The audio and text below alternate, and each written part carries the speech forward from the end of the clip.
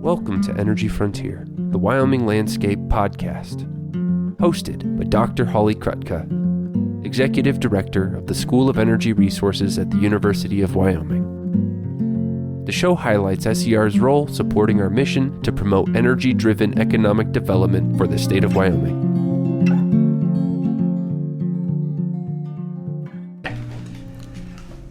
Today we have three guests, so welcome to our listeners. So I'm going to let my guests introduce themselves. So Cammie, you start. Yeah, so my name is Cammie and I'm the Academic Director here at the School of Energy Resources. My parents moved to Wyoming when I was about 6 months old, so I grew up in Wyoming. I've gotten associate's degrees and bachelor's, master's, and a doctoral degree in educational administration, which is really what brought me to SER to oversee the academic program here. Cool. And Connor? Yes, my name's Connor. I'm a current student here, a junior, studying energy resource management development, concentration in professional land management. I've been in Wyoming for about 3 years now. My hometown is Huntersville, North Carolina. Cool. And Kyle? Kyle McDonald. I'm an environmental scientist with Tri-Hydro Corporation and a School of Energy Resources alumni from a while ago, from 2011. With my Bachelor of Science in the Energy Resource Program. It's changed quite a bit since then, I think, but that led to Masters here at University of Wyoming and some funding partially through the School of Energy Resource for my thesis, and happy to be here. Here you are giving back. Yeah. Okay, cool. Okay, Cammie, so we've already run into some acronyms, so can you start by giving us an overview of SER's academic program and spell out any acronyms, because we're real heavy on those. We are, yes, absolutely. So first is our ERMD, which is our Bachelor of Science, Energy Resource Management and Development. And so within that, students can pick between two concentrations, both of which are represented here today on the podcast. So we've got the professional land management and then the energy and environmental systems, though I will note that when Kyle graduated, that used to be called energy, land, and water. So some may recognize that former term. And then as part of that, students can now also, starting in fall of 2021, pair both of those with the College of Law's Juris Doctorate degree.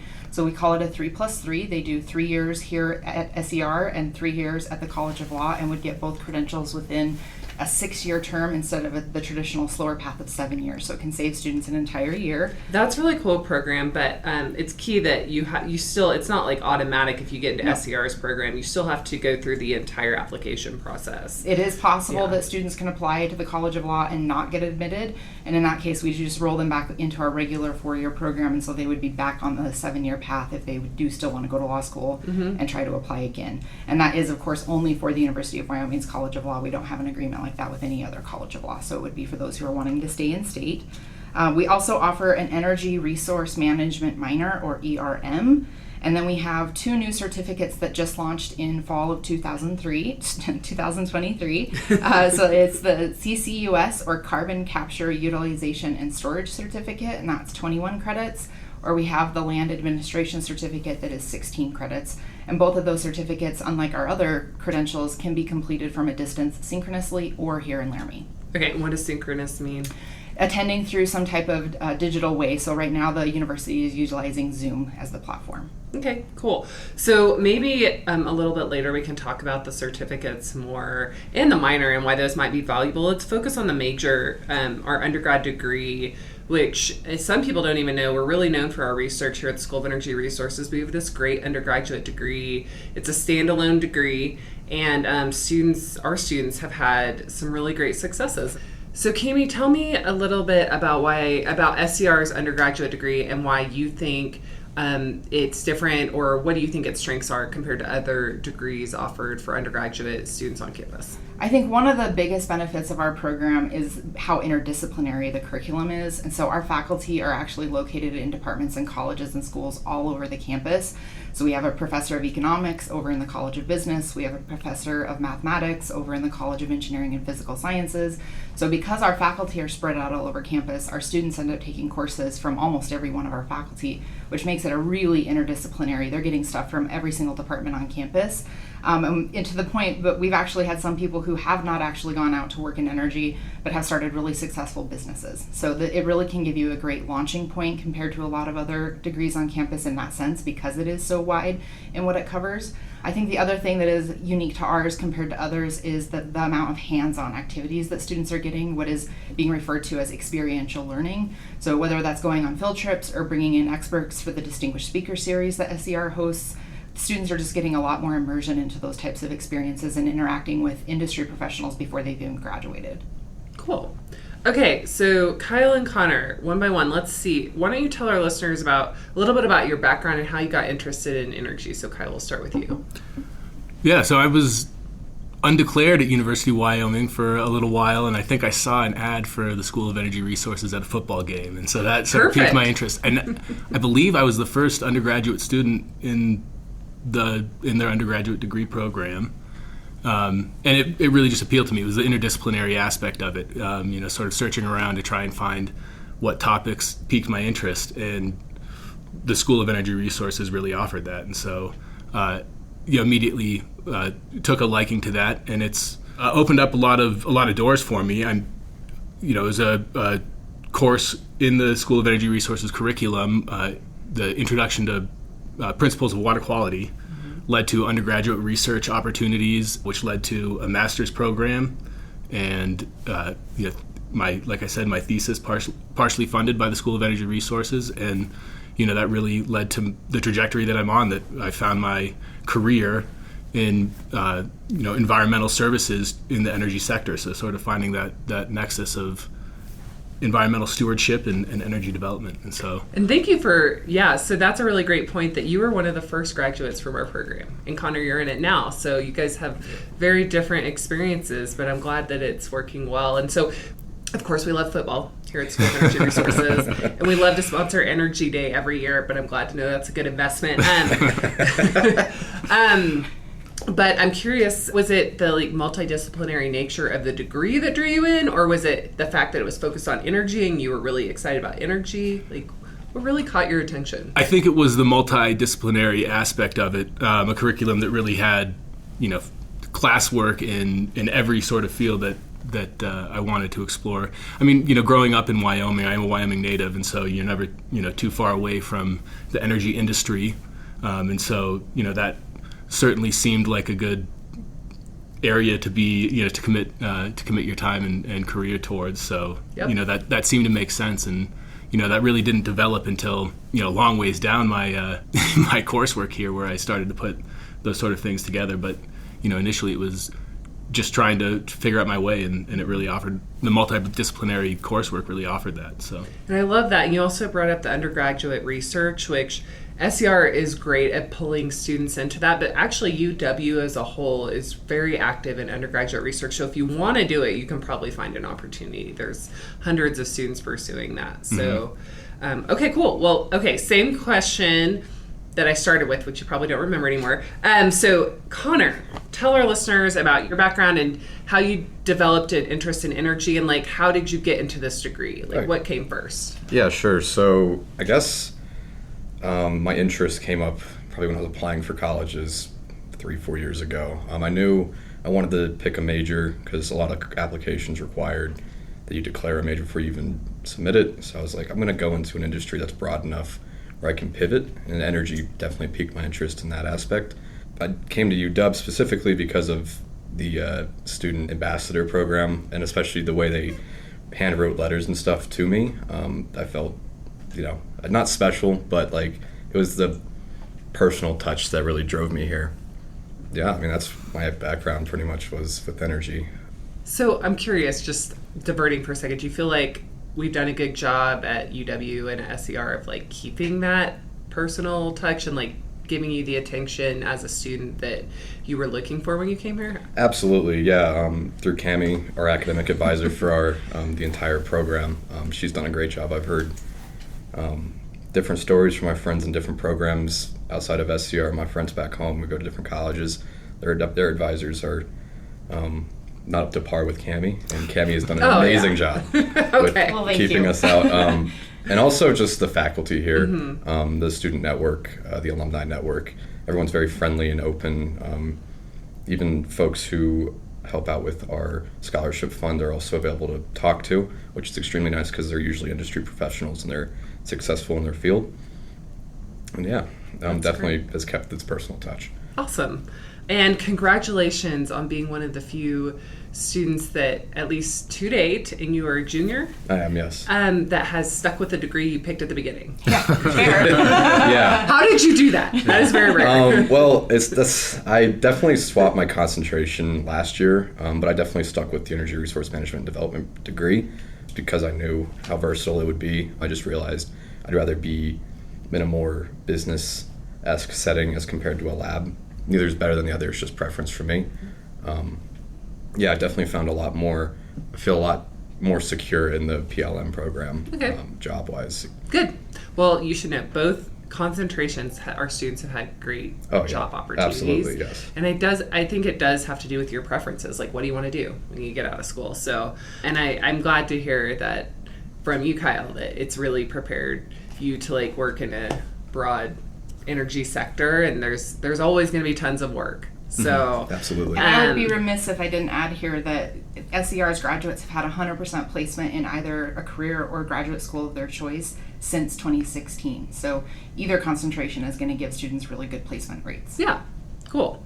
And yeah, we're always tracking that, make sure our students are finding good outcomes. And truthfully, like, we're having industry come to us and say, can't you have more graduates? So thank you for sticking with us. Yeah. It's amazing. I love it. Okay. So Kyle, tell us a little bit about your job and actually how your career to date. Like, how did your degree prepare you, and what did you have to learn on the job? Sure. That's so a big question. That is a big question. And I think that, to start out with, going back to this interdisciplinary aspect where we have a background in a lot of different fields and a lot of different scientific fields, especially in what I do, that's really been beneficial to my career, especially as my career has progressed. Maybe less so right out of school where you're focusing on smaller tasks, you're new to a job.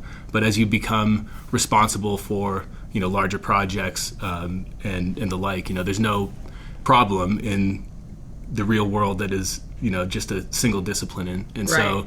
So, having that background in multiple disciplines, scientific disciplines, has been really, really great for my career. So what I do, I'm an environmental scientist. I'm a group manager at Tri-Hydro in our energy services team. And so we do environmental services, environmental liability management, contamination remediation, cleanup, permitting, and due diligence type work for a lot of our energy clients, as well as some commercial clients that are in that same space. So that can be anything from crude oil spill on a well pad to legacy contamination that happened back in the 60s that we're still cleaning up now, to helping with permitting. And we have a number of projects that are in all sorts of spaces like that. We actually do have a couple projects with the School of Energy Resources on their carbon sequestration projects, and so that's really cool for me from a personal level. I don't work on those projects directly, but from a personal level, to be able to connect those dots sort of throughout my personal academia life and professional career. So have you been at Tri-Hydro your whole career? I have, yeah. Great Wyoming company. It is a great Wyoming company, yeah. So, and actually, it was kind of through the part of the School of Energy Resources that I landed that job. I did my master's program, and the student-run club, at the time it was the Energy Resource Club, and we had a little series of industry people coming out and talking to the club, and Tri-Hydro came out, and that's how I found out about them. And ended up applying for a job after my master's with them. They're headquartered here in Laramie, so it was a great fit. And yeah, I've been with them since. So that is so cool. And thank you, not you directly, but you to Tri-Hydro. Carry the message back that we really appreciate them working on our permits for carbon storage, because as a research institution, we're part of a university. That kind of work isn't our strongest. We're on the research side, but we can't do our research program without support of Wyoming industry. And so but the other thing that's happening is Tri-Hydro folks are getting trained in how to do this. So the whole state is ahead when it comes to carbon storage, but like even through these projects, it's exciting to see how like we're getting to real Wyoming like industry to work on this projects through that funding ring. And so that's cool. And I didn't know exactly what Tri-Hydro was doing, but I did know that they were working on that because I signed the contract. So. yeah. So that's really cool. So is there anything specific that you had to learn on the job that you think that our students should know about? Like, what would you tell a student, either in the program, you have one sitting next to you right now, or considering the program? I guess I have a couple pieces of advice. One is maybe not for Connor if he's in the professional land management program, but students that are looking into consulting, and I know that that's probably a large placement of some of your students, especially in the environment concentration.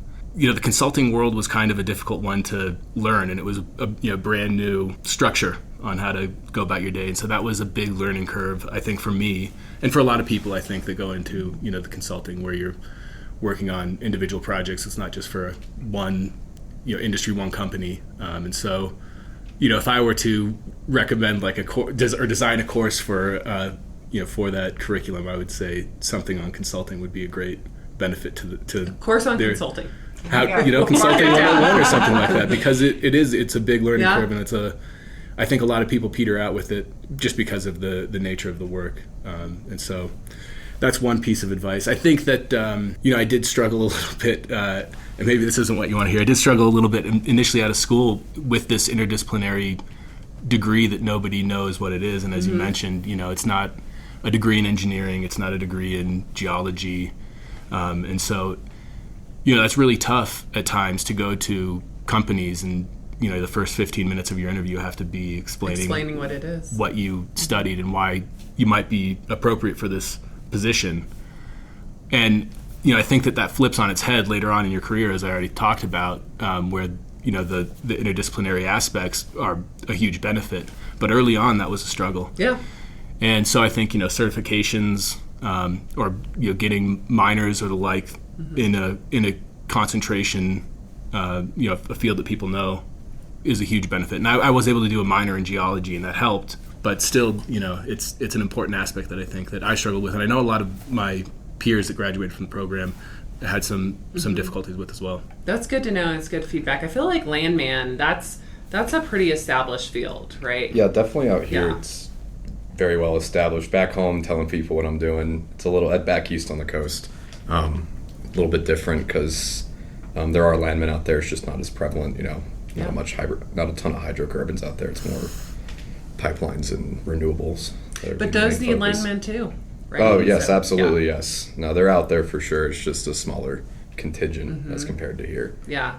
And so you still have some time, but have you thought about like what you want to do when you graduate, where you want to go? I mean, Kyle, you already talked about it, but you can go kind of be independent. You can we've had students go to big companies and everything in between. So what are you thinking? Yeah, I'd love to go in-house for the first part of my career, work for a larger company and learn the ins and outs. I learned a ton from my internship this past summer. I'd love to expand upon that knowledge, definitely gain some more experience, resources. The industry is definitely built on connections, given how small it is even out here in the West. It's tight-knit. Everyone knows everyone, so the more people you know, the bigger your network is, the more people you can ask questions, the more people who can help you out. It's all a benefit. So definitely go in-house for the first part of my career. Where? Not entirely sure yet, but we'll figure that out in a year. You'll figure it out. Yeah. I bet you'll figure it out before a year maybe from now. Yeah. So tell me about your internship. Yes. This past summer I interned down at Tallgrass Energy down in Lakewood, Colorado. I was a part of their right-of-way team, which is housed under their land team. So I got to work with their landmen and their right-of-way agents. Incredible team down there, very smart, very active team. A lot of them stay in the Lakewood area, but a few of them are all over the U.S. since it's a national pipeline company. Specifically, I got to work with their carbon project that I'm sure SER had a hand in with the carbon sequestration out by Cheyenne. Pretty much I was processing payments to landowners and working with the right-of-way agents, making sure everyone got paid. Yeah, that's important. That is important. But also with the landmen, seeing how they actually negotiated with the landowners, learning from them. It was definitely a very valuable time down there with Tallgrass. So you would recommend to students to do internships? Oh, absolutely, yeah. Obviously, I already harked on Cami, but she's definitely a valuable asset when it comes to applying for internships, especially with the resume. Mine was kind of a little botched before I handed it to her, and she helped me polish it up. That's what we're here for. Yeah. And then also SER, compared to a lot of other degree fields really positions you to be ready for an internship by your second year.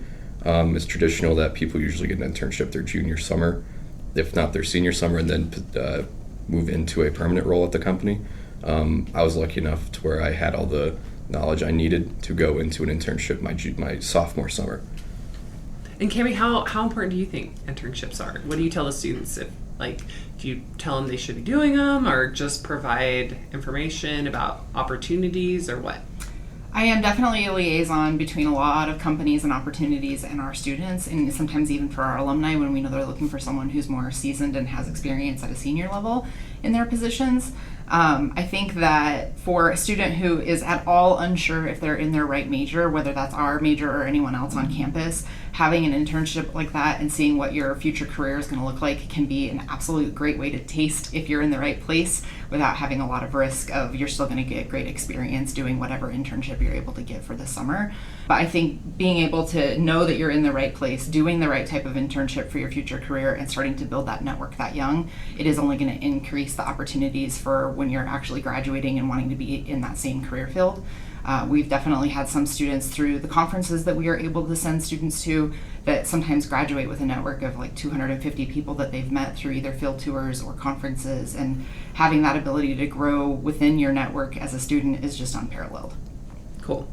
So I can tell you my experience interning was I knew I wasn't in the right place. As a natural gas processing plant, I mean, truly, even like from a physical standpoint, it was run by Enron at one point, and I can't remember the name of the entity that was running it when I worked there, but it was in Carthage, Texas, which is right on the border with Louisiana. It's the hottest place I've ever been. Like, it got hotter when it rained, and I couldn't wait to leave. So, but learned a lot. Natural gas processing, very cool. It was a huge facility, and it was long before I ever knew anything about CO2 capture, and I actually worked on an amine system that did CO2 capture at that plant. So it was really cool later in life to be like, oh, I've even seen one and I know what it smells like. So, so let's see. So the School of Energy Resources is a unique institution at UW, and I'm really glad that we've talked a little bit about the research program and the opportunities for students and how that does tie into our academic program. And our research effort is led by Centers of Excellence, and it's really exciting. Wyoming is truly a growing hub for all kinds of advanced technologies. We don't know what's going to happen in the energy future. So what the School of Energy Resources is doing with our partners and industry and elected appointed officials is we're trying to essentially work on everything we can that could help the state, really take advantage of whatever comes next in energy. And so we work on things like hydrogen and carbon capture and storage, advanced nuclear, produced water, air quality, wind, so many different areas. And we have this exciting nuclear plant coming into Kemmer, your hometown. Yep. Kyle, we'll start with you. What do you see as the needs for the next generation energy workforce? Like, not knowing what's out there, what would you say we should do to prepare our students and to prepare Wyoming? Yeah, and certainly it's an exciting time in the world of energy, and that all of the above strategy is great. I mean, it really is a huge open door. There's going to be just a ton of opportunities in the energy space, whether that's conventional energies or all those new exciting horizons that are out there.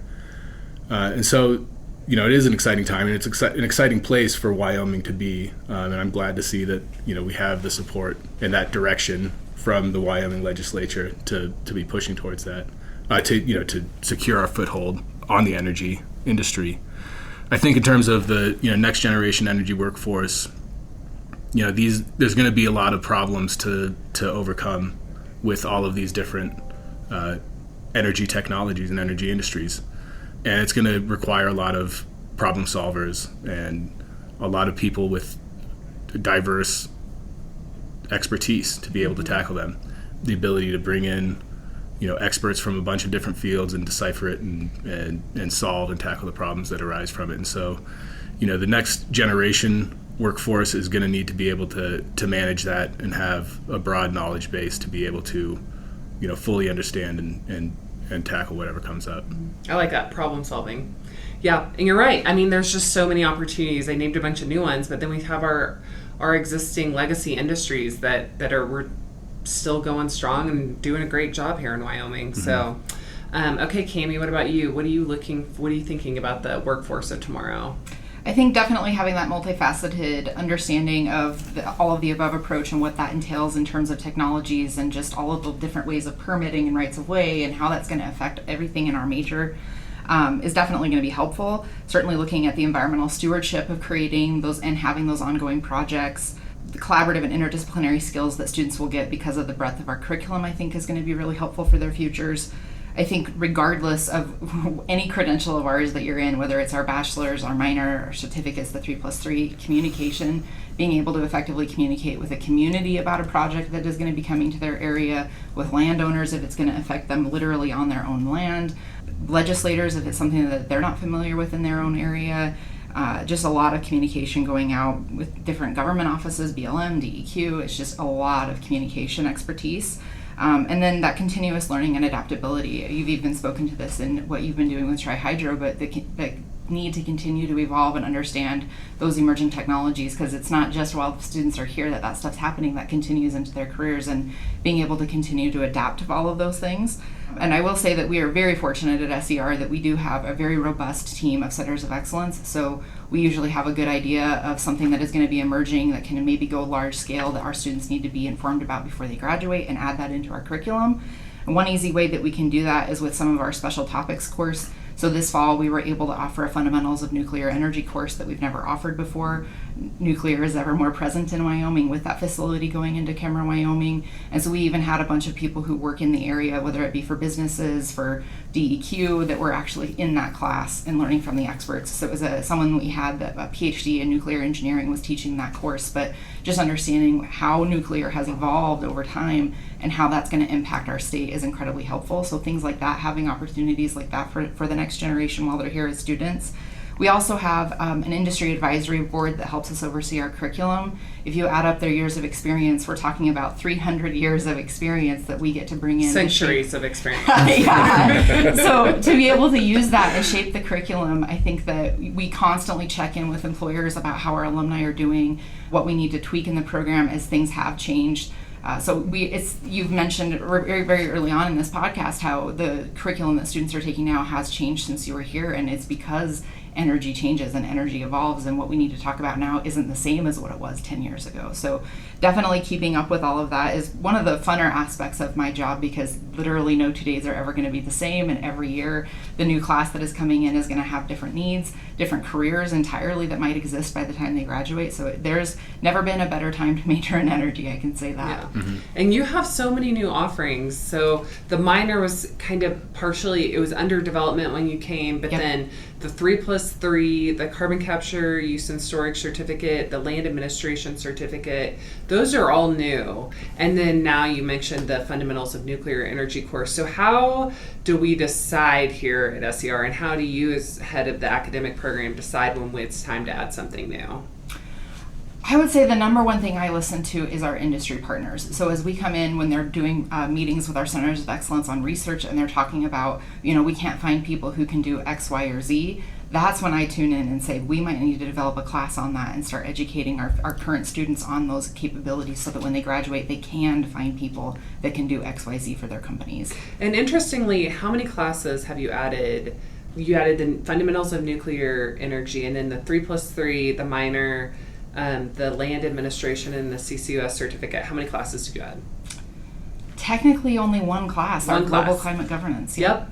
So I think the key is there's tons of great expertise here at the University of Wyoming, and that's where we really at the School of Energy Resources play well, is when we can bring together all that multidisciplinary experience and bring it together. And for the academic program, to date we've just been able to find great coursework and package it together in something that's meaningful for graduates. Yeah, and the great thing about our program is we don't have to add a class for students to learn about something. So maybe it's going on a field trip to a place we've never been, or bringing in someone to speak on a topic that they've never heard about. So even at SER, we didn't have a Center of Excellence on nuclear, we didn't have a Center of Excellence on hydrogen, and we've added those to our portfolio in the last couple of years.